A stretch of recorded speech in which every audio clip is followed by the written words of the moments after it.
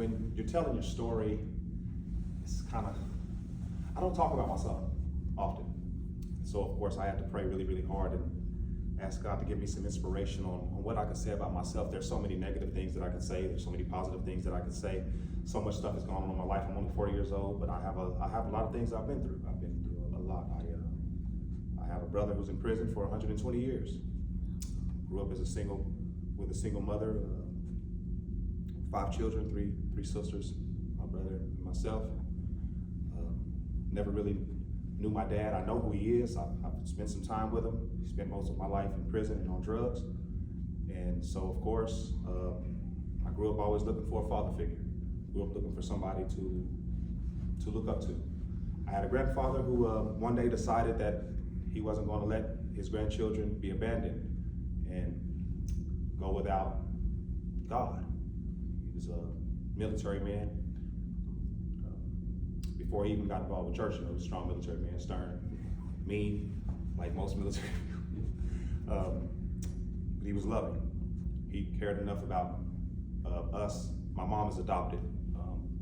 He married my mom's aunt, and my mother was being raped by her father, her stepdad, and he came and he took her. They gave her his last name.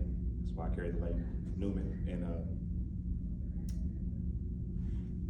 we were here, she was here. I'm sorry, I'm not trying to go on too far, but I want to just tell you some of my story. Living in slums. We were living in the slums. I was born at home. My mom had me. She thought she had to go to the restroom. Here I came. I stayed in the incubator for 2 or 3 weeks. I lived in the incubator. After that, my grandfather, he came and found us. We were living on Bowie Street in some horrible place. He told my mom, I want you to come to church with me. I want y'all to come to church. We started going to church. Of course, my mom met this man. He beat the life out of her. Took us from church. Here we are. I met this great place where I was enjoying it, and I found love and life, and then it was stripped away from us. I watched my mom get beat, and there was always this anger and this contentment that I had within me to find this man and do the things that he did to my mom, to him. But he died. There was this piece of hate that stayed inside of me. But I told my mom one day, I said, I want to go back to that church. And of course, he was still alive when I told her this. I want to go back to that church that you took us to, that Papa took us to, because we had something to do. We were able to, learn about Jesus, and we had fun. And I never thought about the fact that I would win my mom to Christ. But one day at my mom's house, she told me, you won me. You're the reason why I'm a Christian. You're the reason why. As a little kid, I told my mom I want to go back to church. She said, you won my soul, and I believe in you. And I started thinking about my life and what can I give as a testimony. And so I want to tell you today that there were some people in my way. God put people in my way. I couldn't read. I had a teacher named Miss Burton, 3rd grade, who decided that she was going to take me under her wing. Her name's Beth Burton. I will never forget her. She took me under her wing. She called me. She loved me. She made me feel like I was cared for. And then, of course, she would just put a book in front of me. She'd say, read. And I would struggle. I'd struggle. But every time I needed help, she was right there. She was right there for me. And then, of course, she got cancer. And I can remember her losing all of her hair. And she wore these Kango hats because she still wanted to be a motivation to me. And I didn't understand. I was a kid. I didn't understand, like, how come everybody that comes in my life, they just keep getting shot? So I'm like, I'm all right. And there's another man named Thornton. Y'all might see all of these Thornton Roofing, Thornton. He was my PE coach at Ortiz Elementary. One day he saw me, and he saw that Miss Burton wasn't present anymore, and he was like, I want to help him. He started helping me. He bought me a bike, showed me how to ride it, took me fishing. He loved me, he cared for me, he was there for me. And then of course, how things go, snatched out of my life. And I'm like, gosh, man, this keeps on happening to me. I don't have no day, I don't have nothing, I'm getting down. But then there's another man that comes into my life. His name was Roy Franklin. And he was a great man. He taught me so much about life. I can still remember one day we went fishing, and we stayed out fishing. We would go fishing on Friday nights. This was my escape. This was my way of getting out of trouble, staying out of the streets. And I'm going to tell you about that in a second. But he would take me fishing every Friday. We'd stay there all night, and we'd go to his house in the morning, and we'd clean fish. This was a regular routine. One night we were leaving from Lake Ivy in Coleman, and there was a family of rabbits running across the street. And he hit some of them, killed them. And he cried the rest of the way home.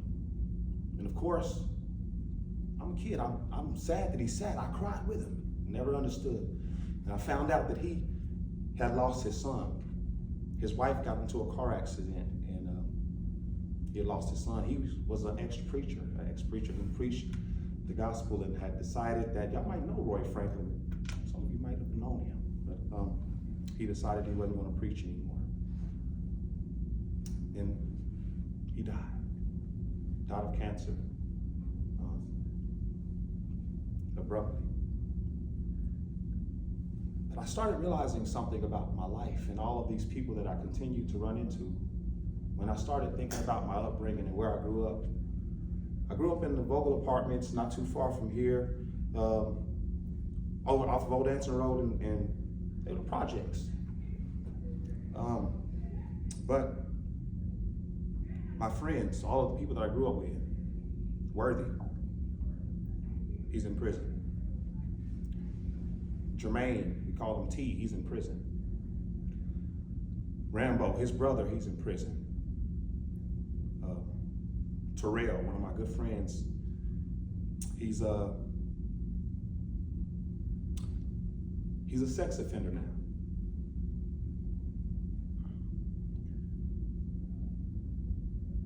He's labeled as a sex offender because of his choices.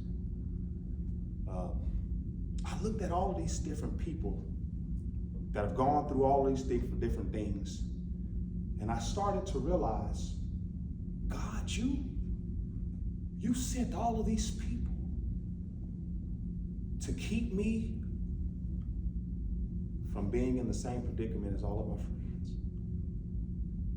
And as I thought about all of the people that he snatched out of my life and all of the people they continue to put into my life, I started to realize that every time that I needed to make the next step, he took the person that helped me get to that step out, but then of course he put somebody else right there in place.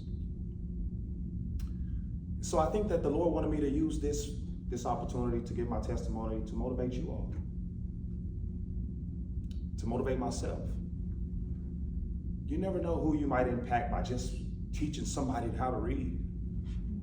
You never know who you might help stay out of prison by just taking them and showing them how to fish, teaching them how to ride a bike, being somebody in their lives, listening to them, talking to them. I'm so thankful for all of the people that God put in my way. Because I could be like Terrell. I could be like my brother. 120 years.